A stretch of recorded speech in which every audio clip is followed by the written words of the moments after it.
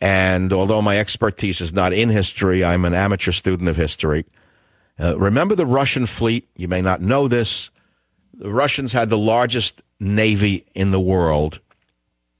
I think it was pre-World War I. They were called dreadnoughts. The largest battleships in the world were Russian battleships. And they went to war with Japan, who they thought they could wipe off the map and wipe up Japan quickly.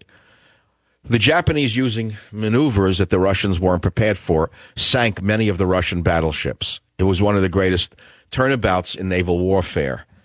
And I'm reminded of that battle because I'm frightened that we have become the Russian battleships of the 1910 period, in that we seem to have a top-heavy navy.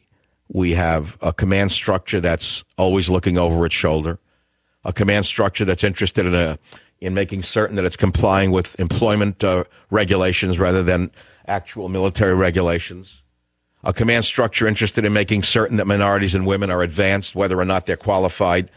Yeah, I can go down the list. I don't have to spell it out for you. So I'm prepared for any nightmare. I wouldn't be shocked. I wouldn't be shocked to see Iran does a preemptive strike against Israel.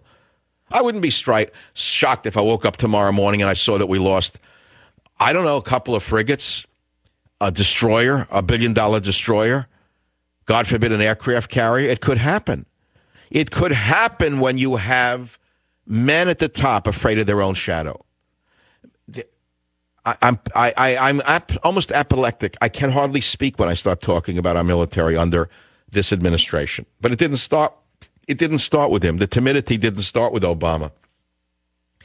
You know that I read the other day that the United States Air Force Academy has replaced men as the commander of the U.S. Air Force Academy. The training program was turned over to a woman because of complaints about sexual harassment. Did you hear what I just said to you?